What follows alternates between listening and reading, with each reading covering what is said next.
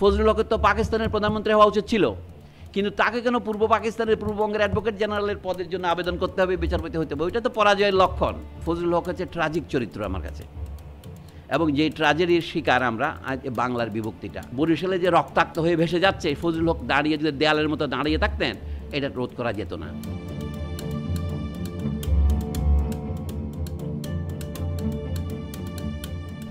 কিভাবে আমাদের ভাষা নষ্ট অথবা বিকশিত হতে থাকে, আমি তো নষ্ট বলতে পারি না, বিকশিত হচ্ছে, তাই না? তারপরে যেমন আরেকটা হচ্ছে কি, মুসলিম শব্দটাকে আমরা মুসলিম বলতেই পারি। এই যে অর্থাৎ ইংরেজি কিভাবে ক্রমশ বাংলা ভাষাতেও ঢুকছে, রাজনীতিতেও ঢুকছে। মানুষ ইতিহাস নির্মাণ করে বটে, তবে সে যেমন ইচ্ছা তেমন নয়। ইতিহাসের আগের থেকে চলে আসা যে বৈশিষ্ট্য ঘটনাবলী তাকে থেকেই। এটা কার্ল মার্কস সাহেবের একটা বিখ্যাত বইয়ের সূচনা বাক্য, লুই বোনাপার্টের অষ্টাদশ ব্রুমেয়ার 1852-53 দিকে লিখেছিলেন, নেপোলিয়নের ভাতিজাকে কেন্দ্র করে বলছিলেন, ইতিহাস ব্যক্তির উপর নির্ভর করে, এটা আমাদের একটা বিশ্বাস। এই যে আবুল মনসুর আহমদ সাহেব একটা বই লিখলেন, কি যে অন্যায় করলেন দেখেন, শেরে বাংলা হইতে বঙ্গবন্ধু। আবুল কাসেমও নাই, শেখ মুজিবুর রহমানও নাই। আমরা মানুষের নাম দিয়ে, এটা বাংলার চিন্তার একটা বৈশিষ্ট্য। আপনি একটা উপাধির মধ্যে তাকে সংক্ষিপ্ত করেন, শুধু মহাত্মা বললে ভারতে, যেমন আমাদের বক্তৃতার মধ্যে একজন বলেন উনি বাগ্মী ছিলেন, বাংলায় বাগ্মী বলে না, বাগ্যী বলে, কারণ গয় মহলে সংস্কৃতে বা হিন্দিতে বাগ্মী বলবে, বাংলায় গয় গ দুবার উচ্চারণ হবে। আপনি গদিও বলেন না, গদ্য বলেন, কেন? দ দুবার উচ্চারিত হয়। পদ্মা বলেন, পদ্মা বলেন না। এই যে ভাষার মধ্যে আবার উত্তর ভারত প্রবেশ করছে, রাজনীতিতেও তাই হচ্ছে কি না, আমি সেটা দু একটা উদাহরণ দিই। আপনারা জানেন সন্দ্বীপে মুজাফফর আহমদ বলে এক লোক ছিলেন। আমাকে অনেক লোকে জিজ্ঞাসা করে, উনি কি কুড়ে করে নির্বাচনে দাঁড়াচ্ছিলেন সে মুজাফফর আহমদ? আমাদের দেশের লোক মুজাফফর আহমদ সবকে জানেন না। কথাটা শুরু করছে শেরে বাংলা, সব কথা বলেছেন আমার বন্ধু ও মানে অ্যাডভোকেট আরিফ খান। সেটা কি, শেরে বাংলার কীর্তির কোনো সীমা নেই। একটা কীর্তির কথা উনিও ভুলে গেছেন, সময়ের অভাবে নিশ্চয়ই। মানে শেরে বাংলা একজন সাংবাদিকও ছিলেন, মানে সাংবাদিক পত্রিকার প্রকাশক ছিলেন মাহফুজ ভাইয়ের মতো। আপনি সাংবাদিক অবশ্যই, কিন্তু ওনার সাংবাদিকতা একটু ভিন্ন ছিল। নবযুগ নামে একটা পত্রিকা উনি বের করার উদ্যোগ নিয়েছিলেন। সেটা মুজাফফর আহমদ এবং কাজী নজরুল ইসলাম নামক একজন যুদ্ধফেরত সৈনিক ওটার দায়িত্ব নিয়েছিলেন। ওই পত্রিকা উপলক্ষেই নজরুল ভালো ভালো হেডলাইন লিখতেন। আড্ডা দেওয়ার সময় হঠাৎ করে উঠে গেল 7টা বাজে, বলে ওঠো কবি সৈনিক, নবযুগ দৈনিক, আমাকে লিখতে হবে।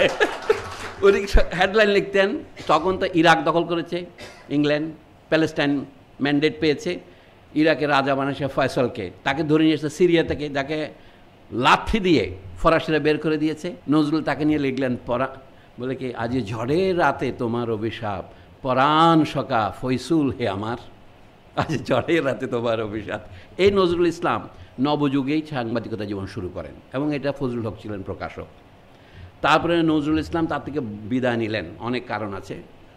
ফজলুল হক সাহেবের অন্যান্য গুণের মধ্যে কৃপণতাও একটা ছিল, বেতন কম দিতেন, সেই জন্য তিনি ছেড়ে দিলেন। আরও দোষ আছে, নজরুলের বিয়ে করার ইচ্ছা হয়েছে, এটা তো ফজলুল হক দমন করতে পারে না।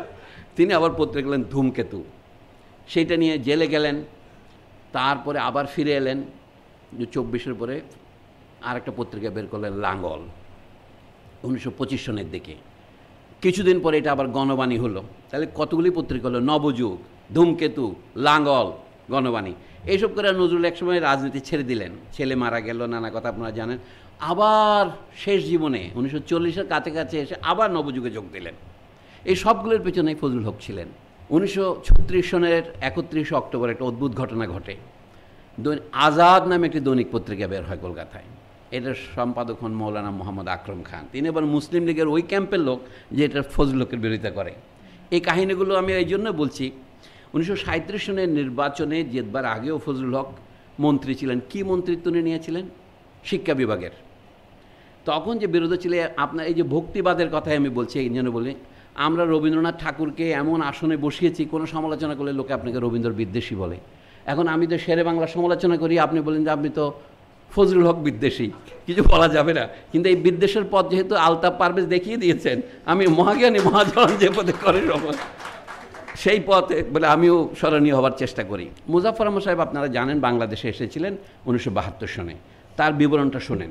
এই যে আমরা কলকাতার আনন্দবাজার পত্রিকাকে সকলেই মনে করি একটি অত্যন্ত প্রগতিশীল পত্রিকা, আমি দেখেছি আব্দুল গাফফার চৌধুরী মহাশয় লিখছেন দেশ পত্রিকা একটি উন্নত মানের সাহিত্য পত্রিকা, এমন সাহিত্য পত্রিকা আর হয় না।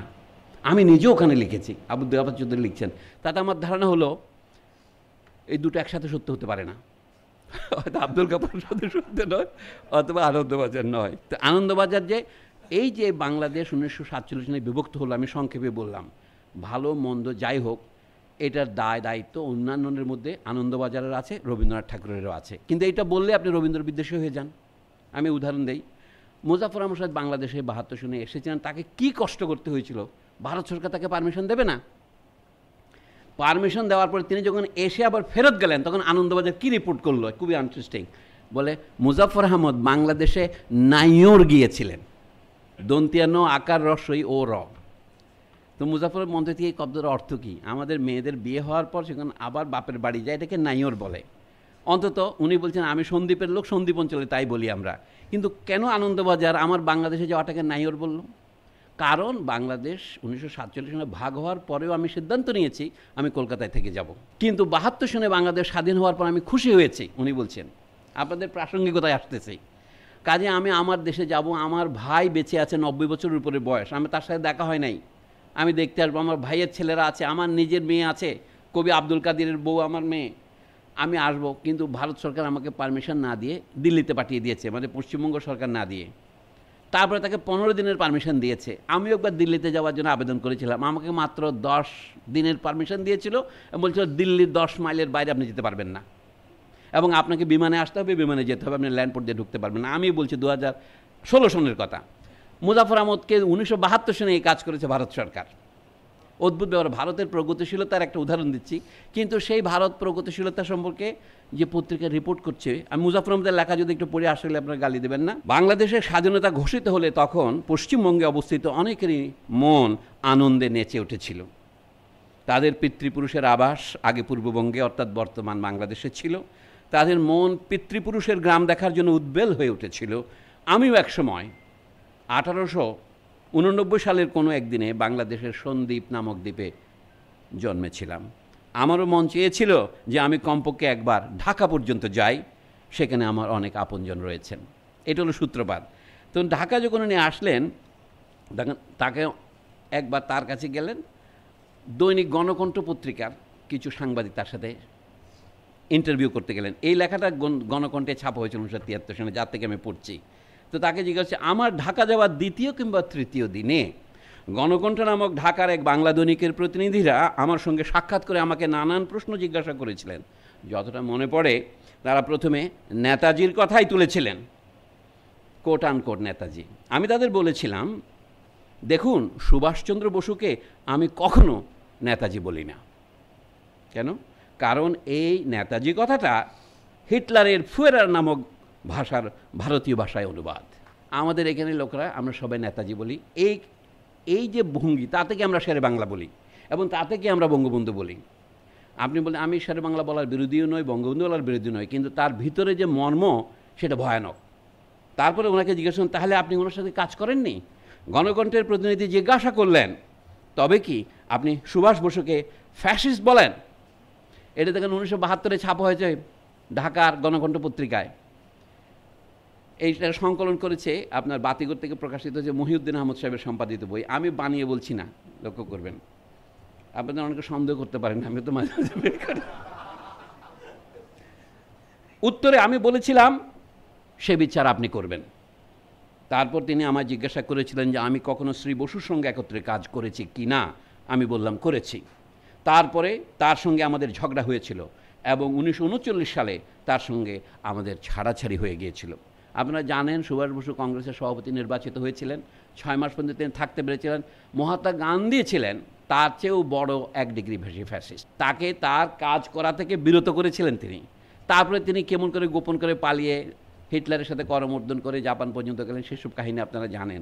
তখন আহমদ সাহেব জন্মগ্রহণ করেননি। আহমদ সাহেব জন্মের কথা এখানে আসতেছে একটা কারণে, কারণ আহমদ সাহেব জন্ম হচ্ছে, হাসবেন না, আহমদ সাহেব জন্মের কারণ হচ্ছে, আহমদ সাহেব নিজে আমাকে বলেছেন সুভাষ বসু যেদিন জাপান রেডিও থেকে ভাষণ দেন সেই দিন রাতেই আহমদ সাহেব জন্ম হয়। এটা আরেক ঘটনা। আবু সুফিয়ান কি বলছেন সেটা একটু বলি আপনাদের। আচ্ছা, আপনাদের প্রাসঙ্গিকতা আসছে। আমি লম্বা বক্তৃতা দিতে আজকে দাঁড়ায় না, কারণ বক্তৃতা দেওয়ার মতো সুযোগ আমার নাই। আবু সুফিয়ান লেখাটার মধ্যে একটা গুরুত্বপূর্ণ কথা আছে, সেটা দিয়েই মহিউদ্দিন সাহেব এটা সংকলন করেছেন এখানেই। আমি একটু সূচিপত্রে যাই। পরীক্ষায় রেজাল্ট খারাপ হবে আমার আজকে, দেখা যাচ্ছে 260। হ্যাঁ, বাঙালি জাতীয়তাবাদ, এই যে আমরা বাঙালির কথাটা ব্যবহার করি, আমি যে এটার মধ্যে একটা ফ্যাসিজম আছে কি না আমি আপনাদের জিজ্ঞেস করার জন্য বলছি। 1972 সনে বাংলাদেশ স্বাধীন হওয়ার পর হঠাৎ করে একটা রব উঠল যে দুই বাংলা এক হয়ে যাবে। আপনারা তো শোনেন নাই সেটা, আমি শুনতে পেয়েছিলাম, যেহেতু আমি 10ম শ্রেণীতে ছিলাম। তো এখন ঢাকায় এইভাবে নানা রকমের সেমিনার হচ্ছিল। আমাদের পারভিন আপার মনে থাকতে পারে যে ঢাকায় একটা শেরে বাংলার উপর একটা সেমিনার হয়েছিল। সেটা পশ্চিমবঙ্গ থেকে অমলেন্দু বসু এসেছিলেন, যিনি ফজলুল হক ও পাকিস্তান প্রস্তাব বই লিখেছেন। তিনি আবার ফজলুল হকের নাতির জামাই, একটা আত্মীয়তার বন্ধন তো আছেই, এটা অস্বীকার করা যাবে না। এসেছিলেন শিলা সেন, যিনি মুসলিম পলিটিক্স ইন বেঙ্গল লিখেছিলেন, তারা বক্তৃতা দিয়েছিলেন। এবং বাংলাদেশের অনেক ইতিহাসবিদ বক্তৃতা দিয়েছিলেন, তাদের নাম বলা বাহুল্য এখন। তারা সকলেই বললেন শেরে বাংলা হচ্ছেন বাঙালি জাতীয়তাবাদের জনক। কিন্তু আহমদ সোহাগ জিজ্ঞাসা করলেন, এটা কোন বাঙালি জাতীয়তাবাদ? 47 সনের আগের বাঙালি জাতীয়তাবাদ, নাকি 47 থেকে 71-এর মধ্যে যে জাতীয়তাবাদ হচ্ছে সেটা? এই প্রশ্ন অমীমাংসিতরে কেউ কে চমৎকারভাবে আলোচনা সভা চালিয়ে যেতে হয়। আজকে আমরা সেই উদাহরণ স্থাপন করব। আমরা তর্ক করবো না, কিন্তু যার কথা সে বলবো, কেউ কাদা ছড়াছড়ি করবো না। আহমদ সোহাগ কী লিখছেন দেখুন। এইটাও, এই লেখার নাম খুব সুন্দর, বাঙালি জাতীয়তাবাদ ও শেরে বাংলা। আপনাদের অবগতির জন্য বলে রাখি, শেরে বাংলা শব্দটা এক শব্দ করে লেখা হয়েছে। মানে আমরা কিন্তু শত ফুল ফুটতে দেই, শত রকমের বানান আমরা করছি, তাই না? মানে এইটাও বাংলা ভাষার ইতিহাসে একটা ফুটনোট। সম্প্রতি ঢাকা বিশ্ববিদ্যালয়ের ছাত্র শিক্ষক কেন্দ্র মিলনায়তনে ইতিহাস সমিতি আয়োজিত শেরে বাংলা আবুল কাশেম ফজলুল হকের উপর 3 দিন ব্যাপী এক সেমিনারের আয়োজন করা হয়েছিল। কী হয়েছে সেগুলো দেখেন। তাতে বাংলাদেশ এবং ভারতের অনেক প্রখ্যাত ঐতিহাসিক প্রবন্ধ পাঠে ও আলোচনায় অংশগ্রহণ করেছিলেন। ওই সেমিনারের 2-1টি প্রবন্ধ আমি পড়ে দেখেছি, আহমদ সোহাগ বলছেন, এবং একদিন হাজির থেকে আলোচনা শুনেছি।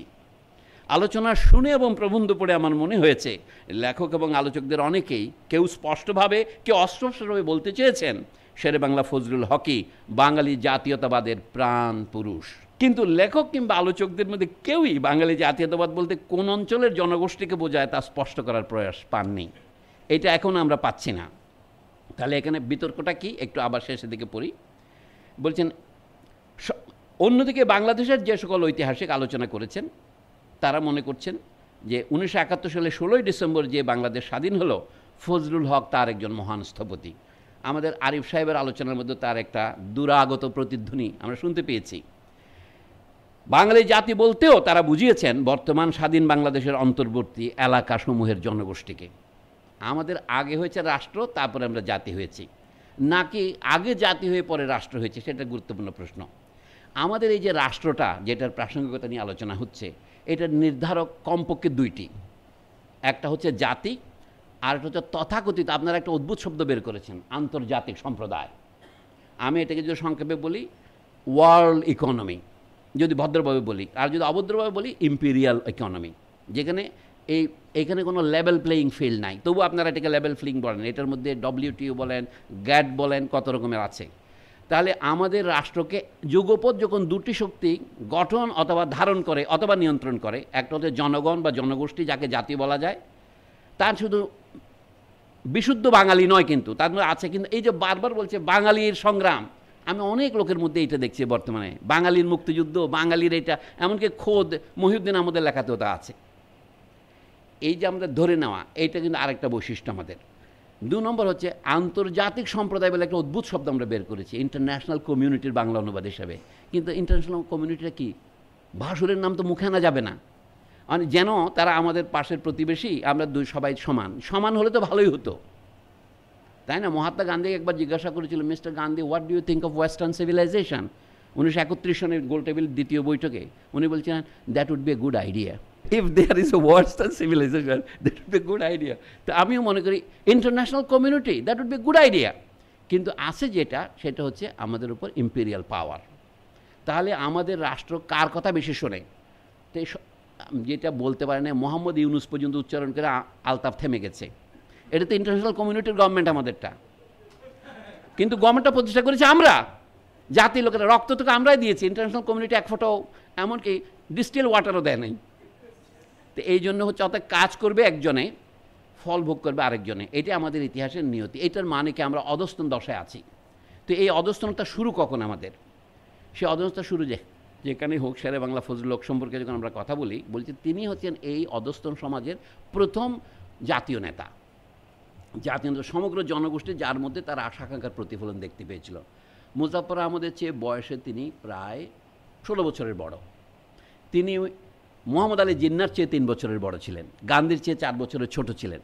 তার জন্ম যে 1873 ধরে নিলে তাই হয় না। 1873 হচ্ছে সেই বিখ্যাত বছর যখন প্রেসিডেন্সি কলেজে মুসলমানদের পড়ার প্রথম অনুমতি দেওয়া হয়। তাও কিন্তু অনেকে অনুমতি দিয়ে যদি আমি থেমে যায় হবে না, লিমিটেড কয়েকজনকে ভর্তি করানো হতো। এবং তাও করা হলো কিসের বিনিময়ে? কলকাতার আলিয়া মাদ্রাসার যে অ্যাংলো ডিপার্টমেন্ট, সেইটা কাজকর্ম প্রায় বন্ধ করে দিয়ে প্রেসিডেন্সি কলেজে সুযোগ দেওয়া হয়েছিল। কথাটা আমি শুরু করেছিলাম কার্ল মার্কসের উদ্ধৃতি দিয়ে। মানুষ ইতিহাস নির্মাণ করে বটে, কিন্তু নিজে যেমন ইচ্ছা তেমন নয়। শেরে বাংলার উপর অতিরিক্ত আশা যদি আমরা করি তাহলে আমি তার ব্যর্থতার বেশি দেখতে পাবো। কিন্তু ইতিহাস তিনি নির্মাণ করেন। আপনারা একটা উদাহরণ দিয়েছেন, উদাহরণটা কি? তিনি যখন নির্বাচন করলেন 1937 সনে কি জিতলেন, এপ্রিল মাসের দিকে নির্বাচনের পর সরকার গঠিত হবে। ফজলুল হকের পার্টি পেয়েছিলেন 35টি আসন, মুসলিম লীগ পেয়েছিল 40টি আসন, কংগ্রেস পেয়েছিল 60টি আসন, এবং মজাজকে ইন্ডিপেন্ডেন্ট মুসলিম যাদের বলা হয় তারা পাচ্ছে 41 আসন। মানে তারা মুসলিম লীগেও নাই, ফজলুল হকের কৃষক প্রজা পার্টিতেও নাই। এই ঘটনাটা আপনাদের বুঝতে হবে। আমি পুরো বলছি, ফজলুল হকের যে মন্ত্রিসভা গঠনের তখন হলো, মন্ত্রিসভা শেষ পর্যন্ত গঠিত হলো কীভাবে? এইভাবেই। Ultimately coalition was form between the Muslim League and the Praja Party under the leadership of mister Fazlul Huq. এটা জাহানারা বেগমের লেখা থেকে বলছি। Mister Huq had chosen his cabinet colleagues. তারা কারা কারা? Besides prime minister A.K. Fazlul Huq, there was Nalini Ranjan Sarkar, তা মুসলমানদের মধ্যে খাজা স্যার নাজিমুদ্দিন, স্যার বিজয় প্রসাদ সিংহ রায়, নবাব খাজা হাবিবুল্লাহ বাহাদুর, তারপরে আছেন মহারাজা শ্রীশচন্দ্র নন্দী, হুসেন শহীদ সোহরাওয়ার্দী, তারপরে আছেন নবাব মোশাররফ হোসেন ময়মনসিংহের, সৈয়দ নওশের আলী যশোরের, and Prasannadeb Raikat and Mukunda Behari Mallick were the members of the council of ministers. এই যে শেষের দুজন রায়কত এবং মল্লিক মহাশয়, এরা হলো শিডিউল কাস্টের, যোগেন মণ্ডলের আগের নেতা এরা। ফজলুল হকের মন্ত্রিসভায় দেখা যাচ্ছে উনি মুসলিম লীগের সাথে করলেন, কিন্তু ইন্ডিপেন্ডেন্ট মুসলিম এবং শিডিউল কাস্ট যাদের বলা হয়, দালিত বলা হয়, যে তাদেরকেও তিনি নিলেন। এইটাই 2 বছর কাজ করে যা যা করেছিল। কিন্তু কী কী কাজ তিনি করেছিলেন তার মধ্যে একটা হচ্ছে এই যে প্রাথমিক শিক্ষাকে অবৈতনিক করার চেষ্টা করা। তিনি আগে থেকে 1924-এও তিনি শিক্ষামন্ত্রী ছিলেন। তখন 1924-এ তর্ক হয়েছিল। এখন আপনাদের আইডল হচ্ছে রবীন্দ্রনাথ ঠাকুর, এই প্রশ্ন আসবে। আমার বক্তৃতা শেষ করার সময় আসছি, তবে বলি, রায়তের কথায় প্রমথ চৌধুরী একটা বই লিখেছিলেন 1926 সনে। সেটার ভূমিকা লিখতে তিনি তার ছোট শ্বশুরকে দাওয়াত দিয়েছিলেন। রবীন্দ্রনাথ সেখানে বসছিলেন কি, এই যে কৃষকদেরকে জমির মালিকানা দেওয়া যাবে না। আলোচনাটা হচ্ছিল কি নিয়ে? 1928 সনে বেঙ্গল লেজিসলেটিভ অ্যাসেম্বলিতে বঙ্গীয় প্রজাস্বত্ব আইনের সংশোধনী হবে। যে আইন প্রণীত হয়েছিল 1885-তে, বেঙ্গল টেনেন্সি অ্যাক্ট ওরফে বঙ্গীয় প্রজাস্বত্ব আইন, তার প্রথম বড় একটা উল্লেখযোগ্য সংশোধনী হবে 1928-এ। সে নিয়ে তর্ক আগে থেকে চলছে। সেই উপলক্ষেই পাবনার জমিদার এবং ব্যারিস্টার প্রমথ চৌধুরী, সবুজপত্রের সম্পাদক, প্রবন্ধ বই লিখলেন রায়তের কথা। রায়তের পক্ষে সিম্পেথি আছে অজস্র, এখনকার আমাদের যে অনেকের যেমন সিম্পেথি আছে। রবীন্দ্রনাথ তার ভূমিকা লিখতে আমন্ত্রণ পেয়ে লিখলেন যে কৃষকদেরকে 2টো জিনিস দেওয়া যাবে না, তাদেরকে জমির মালিকানা দেওয়া যাবে না, কারণ তারা এটা বিক্রয় করে দেবে। রবীন্দ্রনাথের যোগাযোগ উপন্যাস যারা পড়েছেন তারা তার কিছুটা পটভূমি দেখতে পাবেন। মধুসূদন অর্থাৎ বুর্জোয়ারা জমি কেড়ে নেবে, কিনে নেবে পয়সা দিয়ে, এই জন্যে এটা প্রজার হিতের জন্য রবীন্দ্রনাথ বললেন তাদেরকে মালিকানা দেওয়া যাবে না। আচ্ছা, এটা বুঝে নিলাম রবীন্দ্রনাথ জনহিতৈষী লোক।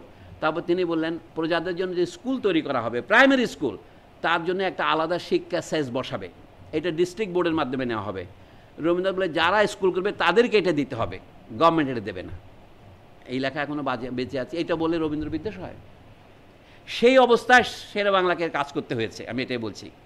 সেই অবস্থায় বলেছেন না, শিক্ষার ক্ষেত্রে যে বৈষম্য সেটা দূর করতে হলে মুসলমানদের গ্রামাঞ্চলে শিক্ষা ব্যবস্থার যে পশ্চাৎপদতা সেটা দূর করতে হলে তাদের জন্য প্রাইমারি স্কুল করা দরকার।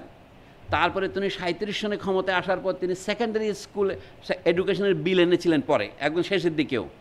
অন্যান্যদের মধ্যে আপনি অবাক হবেন, আচার্য প্রফুল্লচন্দ্র রায়ের মতো লোকও বিরোধিতা করেছেন এটার।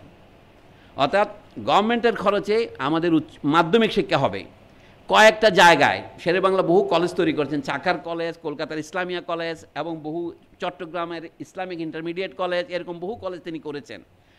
মানে অল্প ক্ষমতার মধ্যে তৎকালীন বাংলার প্রদেশে কি ক্ষমতা ছিল। 1919 সনের ভারত শাসনের কোনো ক্ষমতাই ছিল না। 1935 সনের ভারত শাসন আইনে যে কিছুটা স্বায়ত্তশাসন দেওয়া হয়েছে সেটা তিনি ব্যবহার করার জন্য চেষ্টা করলেন। একটা চেষ্টা করলেন যে কৃষকদেরকে ঋণমুক্ত করা, ঋণ সালিসি বোর্ড করলেন। এই জন্য ফজলুল হকের এত ভক্ত সারা দেশে। তিনি প্রকৃতপক্ষেই ঋণগ্রস্ত চাষিদের ঋণ মুক্ত করলেন। কিন্তু আমরা কেউ জিজ্ঞাসা করছি না চাষিরা এত ব্যাপক হারে ঋণগ্রস্ত হয় কেন। পাঞ্জাবের কৃষকেরাও ঋণগ্রস্ত হয়েছিল। ম্যালকম ডার্লিং বলে এক ভদ্রলোক পাঞ্জাবের প্রসপ্যারিটি এবং ওদের পাঞ্জাব পেজেন্টস লিখেছিলেন। বাংলাদেশে না লিখলেও আমরা সকলে জানি। এখন আমরা গবেষণা জানি, আমাদের মোফাক্কারুল ইসলাম সাহেব গবেষণা করে দেখিয়েছেন যে 1920 থেকে 1946 এই পর্যায়ে বেঙ্গল এগ্রিকালচার বলে যে বই উনি লিখেছেন তাতে দেখাচ্ছেন বাংলার কৃষিতে তখন নেট ইনভেস্টমেন্ট জিরো। একটা দেশে যদি আপনার 24 বছর ধরে কোনো ইনভেস্টমেন্ট না হয় তাহলে সেখান থেকে কৃষিতে স্ট্যাগনেশন দেখা দেবেই। এবং তারপরে অলগা গ্রেট ডিপ্রেশন 1929 সনে কলকাতা শুরু হলো, ফলে এখানকার মালপত্র বিক্রি হচ্ছে না, কৃষকদের পক্ষে তার দ্রব্যের মাল কমে যাচ্ছে। তার বেঁচে থাকার জন্য শুধু নিরন্ন মানুষকে অন্ন যোগাবার জন্য তাকে এটা করতে হবে। তারপরে আমাদের বড় বড় মনীষীদের সম্পর্কে আমরা কথা বলি, আপনারা আমাকে মনে মনে অবিশ্বাস করেন। যেমন আমাদের অমর্ত্য সেন মহাশয়, লোকে বলে অমর্ত্য সেন নোবেল পুরস্কার পেয়েছে তাতে আপনার ঘুম হচ্ছে না। আমি বলি তিনি নোবেল পুরস্কার পেয়েছে কী হয়ে? তার একটা বই আছে দেখেন, পভার্টি অ্যান্ড ফেমিনস, এটা পড়ে দেখেন তাতে তিনি কি তেলেসমাতি করেছেন। তার বক্তব্য হচ্ছে বাংলাদেশে তো খাদ্য উৎপাদন কমেনি। উনি তথ্য নিয়েছেন 1943, 42, 41, এক বছরে 12 মাস করে নিলে 36 মাস হয়। 36 মাসের ডেটা দেখলে বিরাট টেবিল মনে হয়। তাতে তিনি বললেন দেখেন 1940-এ যা উৎপাদন হয়েছিল 1941-ও তাই, 42-ও তাই, 43-ও তাই। ইনি বলেন ফুড অ্যাভেইলেবিলিটি ডিক্লাইন ওলফে ফ্যাড, এটা তো ঘটেনি। মানে ফুড প্রোডাকশন হয় নাই, কিন্তু যুদ্ধের বছর ফুড অ্যাভেইলেবিলিটি ডিক্লাইন হয়েছে, এই জন্য মানুষ মারা গেছে, অর্থাৎ মানুষ কিনতে পারে নাই। তার বক্তব্য হলো ভারতে খাদ্য উৎপাদনের কোনো কব ছিল না, কিন্তু খাদ্য কেনার ফুড এন্টাইটেলমেন্টে ডিক্লাইন হলো। এই জিনিসটা যখন আপনি একটু পিছনে গিয়ে দেখেন, আমি মুফাক্কারুল ইসলামের লেখার থেকে যদি আরও একটু পিছনে যাই, আমি 1890 থেকে জর্জ ব্লিন বলে এক American economic historian Philadelphia university থেকে 1966 সনে একটা বই বের করেন, মানে India productivity in Indian agriculture, এই টাইপের নাম, আমি নাম পুরো ভুলেও গেছি। ওই বইতে উনি দেখাচ্ছেন 1890 থেকে 1940 পর্যন্ত এই 50 বছরে ভারতের কৃষিতে কোনো রকমের অগ্রগতি হয়নি, প্রোডাক্টিভিটি বাড়েনি বেঙ্গল সহ। শুধু হয়েছে কি, যদি আপনি দুভাগ করেন খাদ্যশস্য এবং রপ্তানিযোগ্য পণ্যশস্য, ক্যাশ ক্রপ এবং ফুড ক্রপ, ক্যাশ ক্রপে কিছু কিছু বৃদ্ধি হলো, যেমন জুট বৃদ্ধি হয়েছে, কিন্তু খাদ্য উৎপাদন কোনো নেট বৃদ্ধি হয়নি। ফলে সেই দেশে যে কোনো মুহূর্তে দুর্ভিক্ষ হতে পারে। একজন মানুষ যখন ডুবন্ত অবস্থায় শুধু নাকটা উঁচু করে থাকে, তার একটা ক্ষুদ্র ঢেউ কিন্তু তাকে ডুবিয়ে দিতে পারে। কাজে 43 সনে বাংলা যে দুর্ভিক্ষ হয়েছে এটা তো দুর্ঘটনা নয়, এটা তো হওয়ার কথাই ছিল। ইকোনমিক্স একটা ল আছে, আমরা বলি Murphy's law, if anything can go wrong it will go wrong. ওইটাই ঘটেছে 43 সনে যুদ্ধের ভিতর দিয়ে।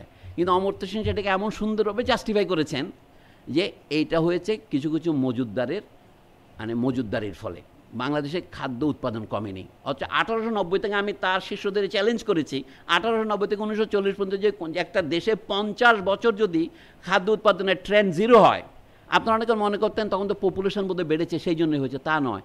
1918 পর্যন্ত পপুলেশনের বৃদ্ধি ছিল 0.5-এরও নিচে, মানে রিপ্লেসমেন্ট রেটেরও বহু নিচে।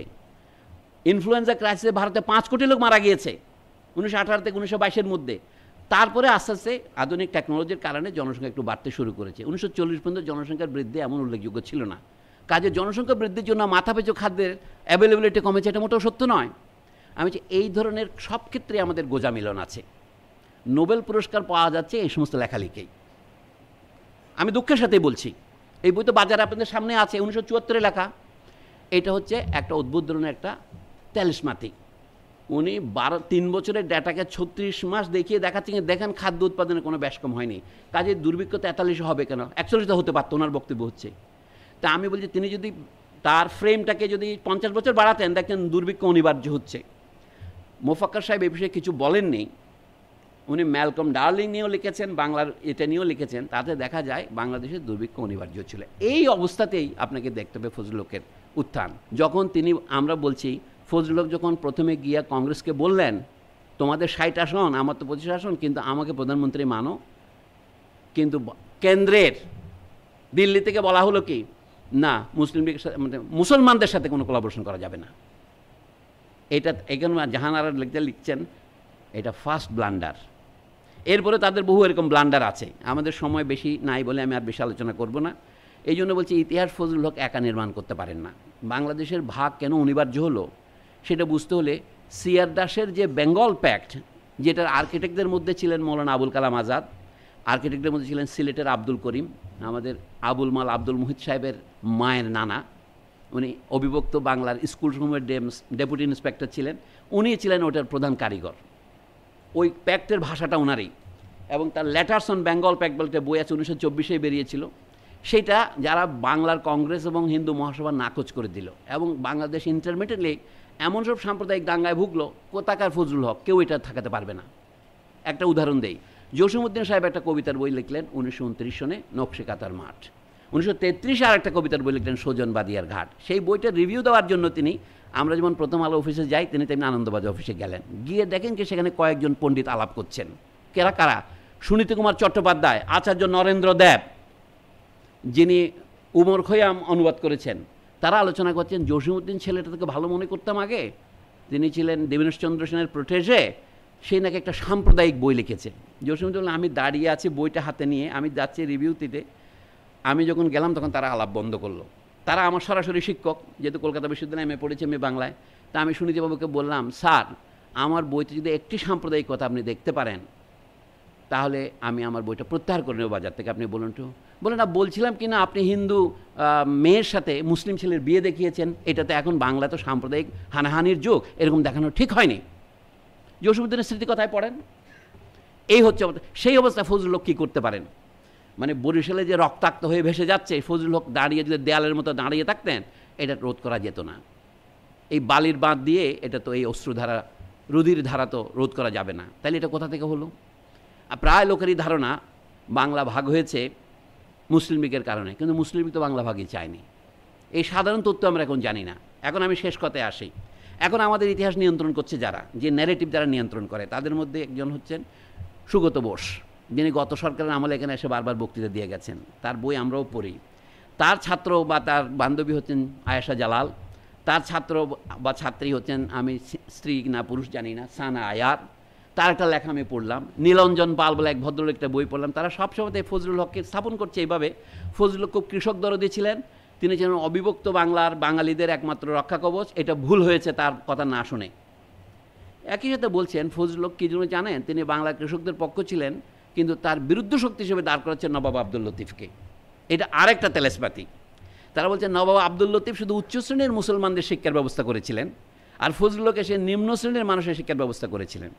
আমি একটা অদ্ভুত লক্ষ্য করি, এই নীলাঞ্জন পাল, এই সানা আয়ার, অথবা এই আয়েশা জালাল, অথবা সুগত বোস, তাদের সবাই কেমব্রিজ স্কুল বলেন, এমনকি সাবোটান স্কুল বলেন, কেউই নবাব আব্দুল লতিফের যে সাক্ষ্য হান্টার কমিশনের কাছে দিয়েছেন, যেটা ভারতের প্রথম শিক্ষা কমিশন 1882-তে, ইন্ডিয়ান এডুকেশন কমিশন মানে নাম্বার 1 এডুকেশন কমিশন, সেটাতে বেঙ্গল প্রভিন্সিয়াল কমিটিতে প্রথম সাক্ষী হচ্ছেন নবাব আব্দুল লতিফ।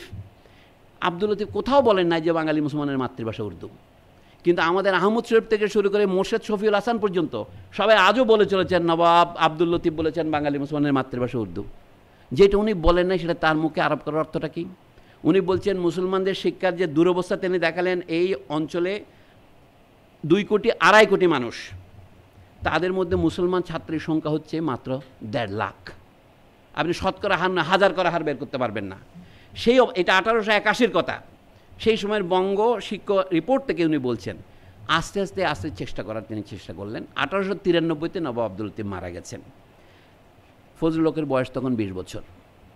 কিন্তু এখনকার ইতিহাসে এই নীলাঞ্জন পালের একটা বই, অত্যন্ত রকমের খারাপ বই আমি দেখলাম, সেখানে লিখছেন ইনি আবার আমেরিকার কোনো বিশ্ববিদ্যালয়ে অ্যাসোসিয়েট প্রফেসর, এতদিনই প্রফেসর হয়ে গেছে, এটা লেখা তো কয়েক বছর আগের আছে, আমি বলবো আপনাকে, এখানে হাতের কাছে আছে। বইয়ের নাম তো মুখস্থ থাকে না স্যার, বিশেষ করে খারাপ বইয়ের নাম মুখস্থ রাখা তো একটা পাপের মধ্যে পড়ে, বুঝতে পারছেন না?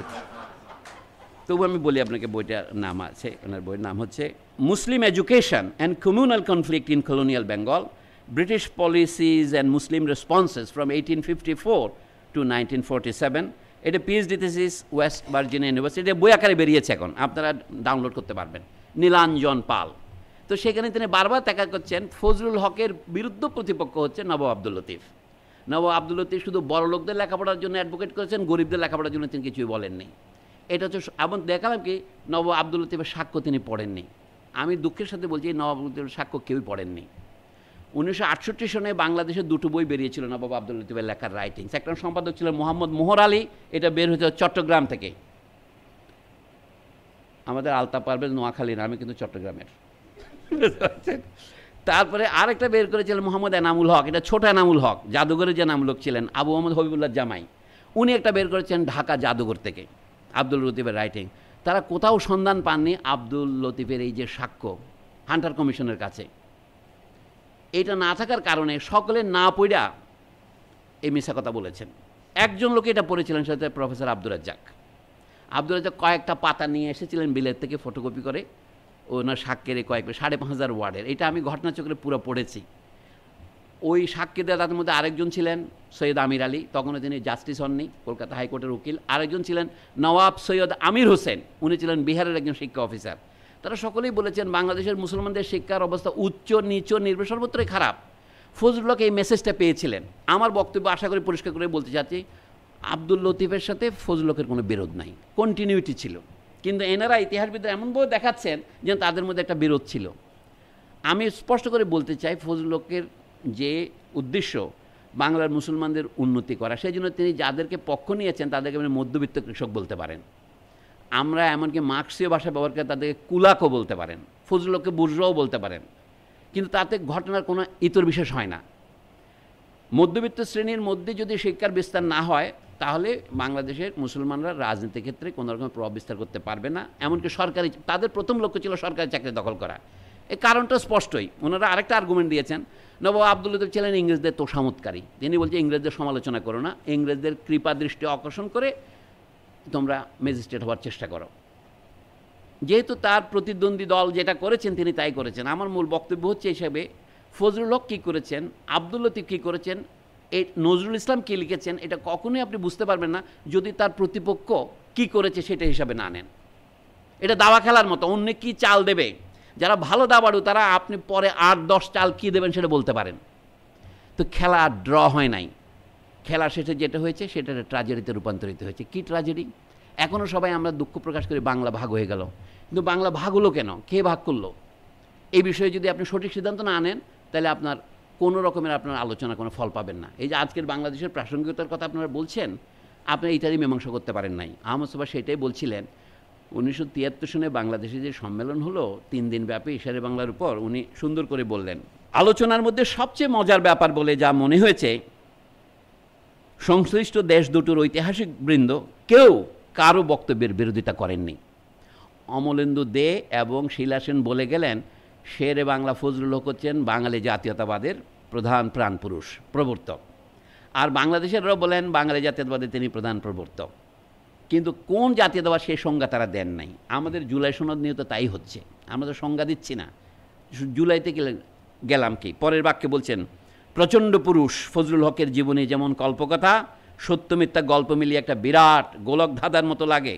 ওই সেমিনারটা সেই ধাঁধাটা থেকে বেরিয়ে আসার পথ নির্দেশ করার বদলে তার উপর আরও কুয়াশা ছড়িয়ে দিয়েছে বলে আমাদের ধারণা, বলছেন আহমদ সোবা। তা আজকের আমাদের আলোচনা থেকে আমিও কিছুটা কুয়াশা ছড়িয়ে দিলাম আপনাদের জন্য, কোনো আলো দিতে পারলাম না। কারণ ফজলুল হক সম্পর্কে আমার ধারণা হচ্ছে এই, তিনি নবাব আব্দুল লতিফের আরব্ধ কর্মসূচি শুরু করেছিলেন। এখন ফজলুল হকের একটা দোষ ছিল আহমদ সোবা বলে, তিনি যখন লাহোরে যেতেন চমৎকার উর্দুতে বক্তৃতা দিতে পারতেন। তিনি যখন যদি বিলেতি সাহেবদের সামনে যান তিনি ইংরেজিতেও ভালো বলতে পারেন, ইংরেজির চেয়ে ভালো বলতে পারতেন, অন্তত জিয়া মহিউদ্দিনের মতো বলতে পারতেন, মানে পাকিস্তানের অভিনেতার কথা বলছি। তার অ্যাকসেন্ট জিয়া মহিউদ্দিনের চেয়েও ভালো ছিল। আর বরিশালে গেলে তো খাঁটি বরিশালের ভাষায় বলতে পারতেন। কলকাতার কথা না বলাই বাহুল্য, তিনি তো মানে শ্যামা হককে তো ভাই বলে জড়াইয়ে ধরতেন। মানে তার অনেক গুণ ছিল আর কি। তার সম্পর্কে আব্দুর রাজ্জাকের গল্পটা আপনারা সকলে জানেন। বলে স্যার আপনি এত বাছাই পেতে, আমি আপনার জীবনে লেখবার চাই। রাজ্জাক সাহেব বলছেন কী জন্য, আপনি এমন সুন্দর করে মিথ্যা কথা কইবার পারেন।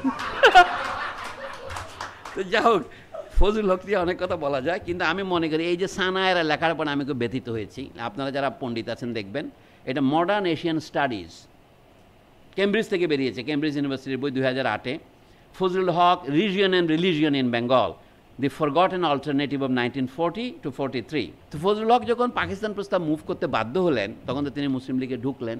1945-এর পর ফজলুল হক আর ফজলুল হক ছিলেন না, কারণ জিন্নার কাছ থেকেই ক্ষমতা হারিয়েছেন। এইটা বলে আমি শেষ করি। বাংলার এই দুর্দশা দেখা দিল কখন, যেটা আপনারা কেউ আলোচনা করেন না। সিরাজুল হক সাহেবের নাম বলে তো ঐতিহাসিক নোটবস্তে বললেন, তিনি যে একটা বই সম্পাদনা করেছিলেন 1975-76 সনে, সিরাজুল ইসলামের ফজলুল হক স্পিক্স ইন কাউন্সিল, ইংরেজিতে বক্তৃতা দিতেন 1913 থেকে 1916। 1916 সনে যে বিপর্যয়টা ঘটলো, এটা বলে আমি বক্তৃতা শেষ করি। এটা কি, আমরা 1947 সনের দেশভাগ যে কারণে হয়েছে, 1971 সনের বাংলাদেশের স্বাধীনতা আন্দোলন যে কারণে হয়েছে, একই কারণ কিন্তু সূত্রপাত 1916 সনে। আপনারা সকলে কিন্তু বাহাবা বাহাবা বলে উদ্ধৃতি দিয়েছেন। সরোজিনী নাইডু উপাধি দিয়েছিলেন মোহাম্মদ আলী জিন্নাকে। এই উপাধি তাকে কিন্তু আরেকজন দিয়েছিলেন, সরোজিনী এটি রিপিট করেছিলেন শুধু, ambassador of Hindu Muslim unity. কিন্তু এই অ্যাম্বাসেডারশিপের জন্য কী দাম আমাদের দিতে হয়েছে বলুন? 1916 সনে লখনৌতে মুসলিম লীগ এবং কংগ্রেসের পাশাপাশি সম্মেলন হয়। মুসলিম লীগের বয়স 10 বছর, কংগ্রেসের বয়স 30 বছর। সম্মেলনের বিষয়বস্তু ছিল, এই পর্যন্ত কংগ্রেস কখনোই স্বীকার করতো না মুসলিম লীগ একটা জাতীয় দল, বলতে ওটা তার সাম্প্রদায়িক দল, আমরা একমাত্র জাতীয় দল, জেনারেল দল। কিন্তু তারা যে প্রথম কমিটি করেন বোম্বেতে 1885 সনে, সেখানে 88 জন সদস্যের মধ্যে 2 জন মুসলমান ছিল, একজন পার্সি ছিল, মানে নামে মুসলমান মনে হয় আর কি, আর সবইতে হিন্দু।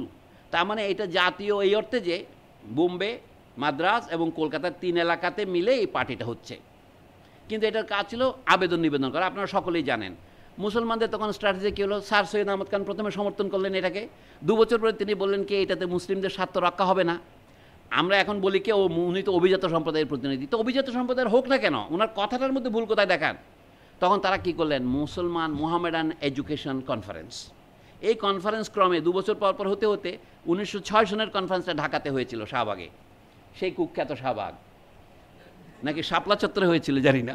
ওই সম্মেলনের মধ্যেই তখন দাবি শাহবাগে, জিতু যখন বলছে তাহলে শাহবাগে ধরে নেব আমি।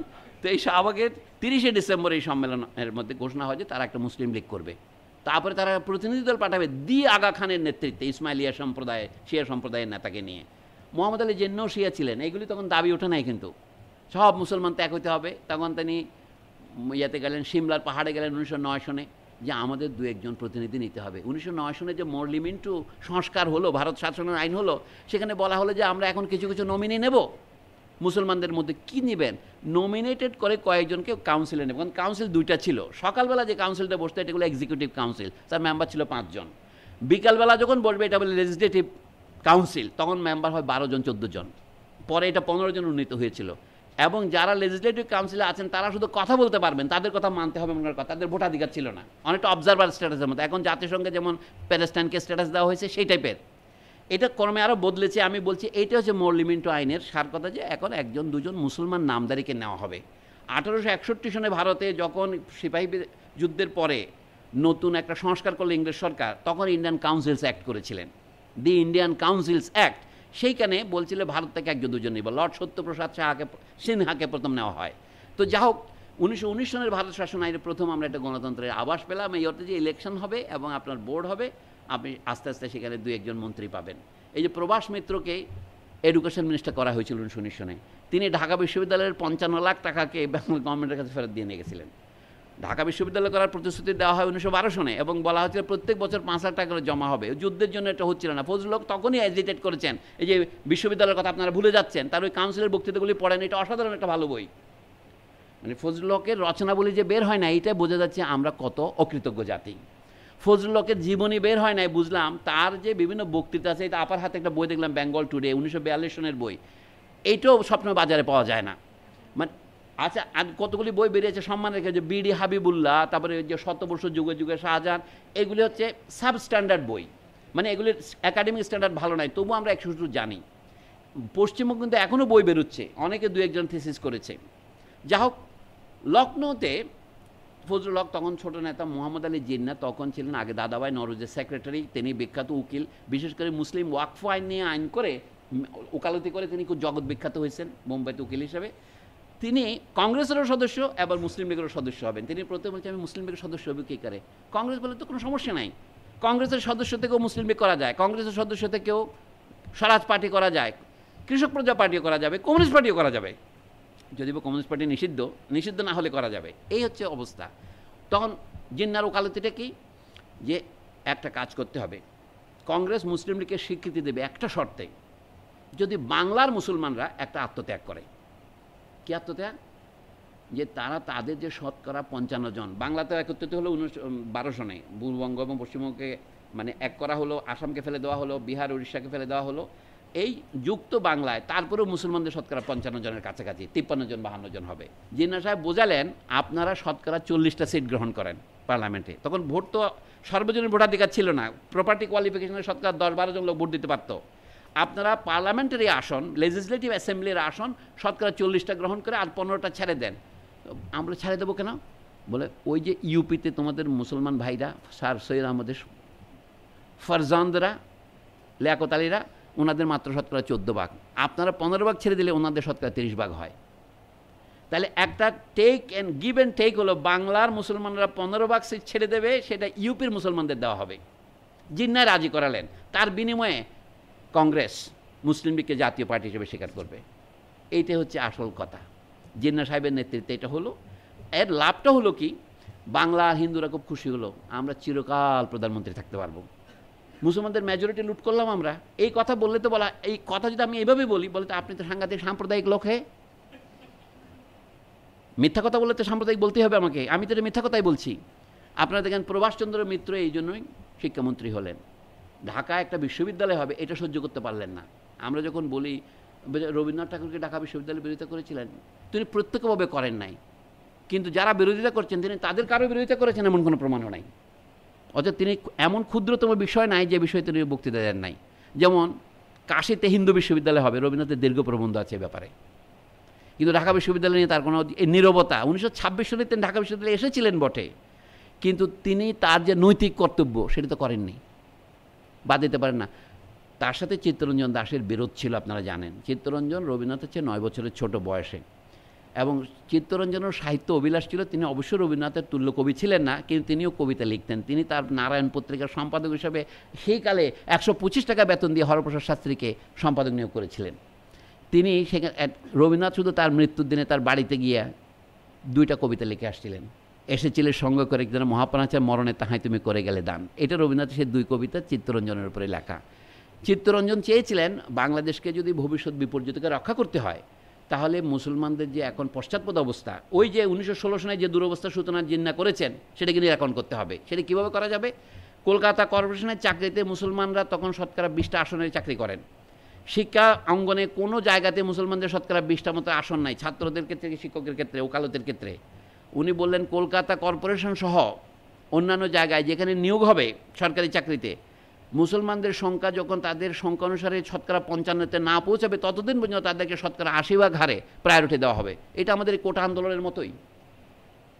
এইটা চিত্তরঞ্জন কোনো কষ্ট করে 1923 সনে রাজি করিয়েছিলেন, কিন্তু যেই তিনি জুন 1929-এ মারা গেলেন, নজরুল ইসলাম কবিতা লিখলেন ইন্দ্রপতন, তারপরের মাসেই সিরাজগঞ্জ সম্মেলনে এটাকে বাতিল করে দেওয়া হলো, বাংলার কংগ্রেস এবং মহাবাদ করলেন। সেইটাই হচ্ছে আমি মনে করি ফজলুল হকের পরাজয়ের কারণ। ফজলুল হককে ব্যক্তি হিসেবে দায়ী করে আমরা খুব বেশি আত্মপ্রসাদ লাভ করতে পারি, কিন্তু এটা কোনো ঐতিহাসিক সত্যের কাছাকাছিও আমাদের যাবে না। আর মুসলিম লীগের ভেতরে হলো কি, মোহাম্মদ আলী জিন্নার এই কাতায় যে বাংলা নেতারা রাজি হলেন 1916 সনে, তার আগের বছর নবাব খাজা সলিমুল্লাহ মারা গেছেন এখানে। সেই কারণে বাংলার মুসলমানদের মধ্যে নেতৃত্ব ছিল না। তাদের বিরুদ্ধে যে নেতা হয়ে উঠতে পারতেন, মানে জিন্নার নেতৃত্বের বিরুদ্ধে ফজলুল হক উঠতে পারেননি।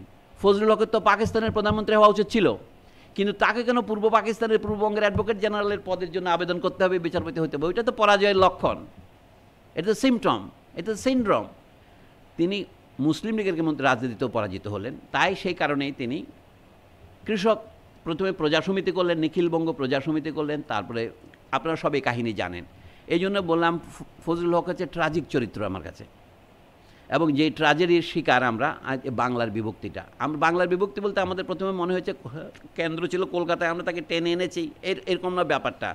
আসলে কি বাংলাকে এক ধরনের বের করে দেওয়া হয়েছে। কিন্তু ইতিহাসের মর্ম এমন যে 1905 সনের যে বঙ্গ বিভাগ, সেটাকে এখনও বদরুদ্দীন ওমর সেদিন মারা গেছেন, তিনিও বলছেন এটা সাম্প্রদায়িক ঘটনা এবং প্রতিক্রিয়াশীল ঘটনা।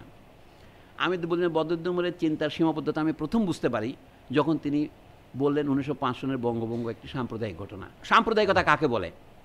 সাম্প্রদায়িক কী জিনিস?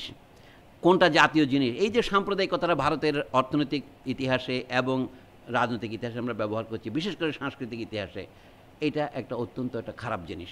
আমি আজকে শুরু করেছিলাম শেরে বাংলা এবং দলিত উচ্চারণ, মুসলিম উচ্চারণ থেকে, এইখান থেকে যে সাম্প্রদায়িকতা কথাটা আন্তর্জাতিক সম্প্রদায়ের মতো একটা খারাপ কথা। যখনই কোনো গরিব মানুষ তার অধিকারের জন্য সচেতন হয়, ধরেন শ্রমিকরা ইচ্ছা দেয়, ওটা তো শ্রমিক সাম্প্রদায়িকতা। আপনি যদি আপনার এথনিক সাম্প্রদায়িক অবস্থার দিকে বলেন নিজেরা, আমি গারো অথবা আমি সাঁওতাল, তাহলে তো আপনি বললেন সাঁওতালি সাম্প্রদায়িকতা। এইভাবে ভারতবর্ষে ঘটনাটা ছিল, বাংলায় বিশেষ করে মুসলমানরা সংখ্যায় গুরু, কিন্তু তাদেরকে ট্রিট করা হচ্ছিল সংখ্যা লঘু হিসাবে। তো এই রাজনীতিতে ফজলুল হক এই বিষয়ে পজিশন যেটা নিয়েছিলেন সেটাকে বলে প্র্যাগম্যাটিক। কিন্তু প্র্যাগম্যাটিজম যে কাজ করে না, সেটা তার জীবন দিয়ে তিনি প্রমাণ করেছেন। এবং এটা করতে গিয়ে তার আরও যে ক্ষতি হয়েছে, ওই যে উত্তর প্রদেশের মুসলমানরা যারা পাকিস্তান আন্দোলনের নেতৃত্ব দিয়েছে, তাদের কাছে ফজলুল হক পরাজিত হয়েছেন। অথচ জিন্নাহ সাহেব এমনই কৌশলী যে ফজলুল হককে দিয়ে ওই প্রস্তাব পাশ করাইছেন।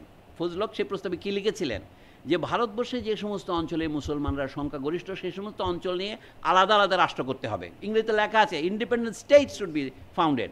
কিন্তু এর মধ্যে ঘটনা এমন ঘটে গেল, 3 বছরের মধ্যেই যখন সার্বজনীন ইলেকশন হলো, তখন দেখা গেল Muslim League parliamentary party, legislative assembly, প্রাদেশিক এবং কেন্দ্রীয় মিলে প্রায় 440 জনের বেশি সদস্য দ্বারা দিল্লিতে সমবেত হলেন। সেখানে গিয়েছিলেন হাশিম সাহেব। তিনি দাঁড়িয়ে প্রতিবাদ করার চেষ্টা করেও জিন্নার কথা শুনতে পারেন না। জিন্না বলেন না, আমাদেরকে এখানে একটাই হবে, এটা রাষ্ট্র হবে পাকিস্তান। যদিও পাকিস্তান কথাটা আগে এখানে জনপ্রিয় হয়েছিল, নাহলে 1942 সনে ঢাকা বিশ্ববিদ্যালয় এখানে পূর্ব পাকিস্তান সাহিত্য সংসদ গঠিত হবে। শব্দটা পূর্ব পাকিস্তান। আবুল মনসুর আহমদ সাহেবরা গেলেন পূর্ব পাকিস্তান রেনেসা সোসাইটি।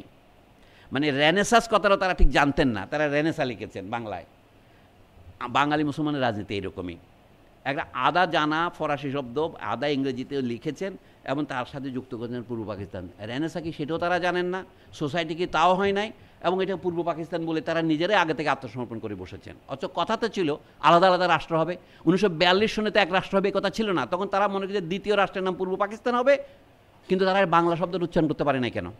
এইগুলি আপনার সমালোচনা করতে পারবেন। অর্থাৎ জিন্নাহ সাহেব 46 সনে দিল্লিতে যখন মুসলিম লীগ লেজিসলেটিভ কনস্টিটিউয়েন্ট অ্যাসেম্বলির মেম্বার যারা পরে পাকিস্তানে হবে, তাদের সম্মেলনে বলছেন এখন থেকে আমরা একটা রাষ্ট্রের জন্য দাবি করব। সেইটাও জিন্নাহ ছেড়ে দিতে রাজি হয়েছিলেন, আপনারা জানেন, সেই আলোচনা আজ আর করবো না, ক্যাবিনেট মিশনের প্রস্তাবের পরিপ্রেক্ষিতে। কিন্তু সেটা গ্রহণ করে নাই ভারতের কংগ্রেস। তারা বলছে যাও তোমরা জাহান্নামে যাও গিয়া। কাজে যেটা জাহান্নামে পাঠাইছে আমাদের, এখনও সেই জাহান্নামে আছি এখন আমরা। 1971 এটার মধ্যে কোনো পরিবর্তন আনে নাই। এটা আমার শেষ কথা। যেই কারণে ভারত বিভক্ত হয়েছে সেটা হচ্ছে, ভারত কি একটি ফেডারেল শাসনতন্ত্র অনুসারে চলবে, মানে ব্রিটিশরা চলে যাওয়ার পর, নাকি এটা একটা ইউনিটারি স্টেট হবে? কংগ্রেসের দাবি ছিল এটা ইউনিটারি স্টেট হবে। এখন তারা এখানে সেখানে একটা সোপ দিয়েছে যোগ করে, বলছে কি India is a unitary state with federal characteristics. আমরা ক্যারেক্টারিস্টিক্স বলতে যেটা বুঝি রিজার্ভেশন আর কি, নোট অফ ডিসেন্ট। আমরা বাংলাদেশ হওয়ার পর যে রাষ্ট্রটা করলাম সেটার নাম দিয়েছে Bangladesh is a unitary independent and sovereign Republic, বর্তমান বাংলাদেশ। কিন্তু পাকিস্তানে বলে এই দাবিটা আমরা করি নাই। পাকিস্তান আমরা একটা ফেডারেল চেয়েছিলাম। 6 দফার সার কথাটা কি? পাকিস্তান একটা ফেডারেল হবে। 1940 লাহোর প্রস্তাবের যে দাবি ছিল 40-এর দশকের, সেইটাই তো 60-এর দশকের 6 দফার দাবি। এর মধ্যে বিশেষ কোনো পার্থক্য নাই।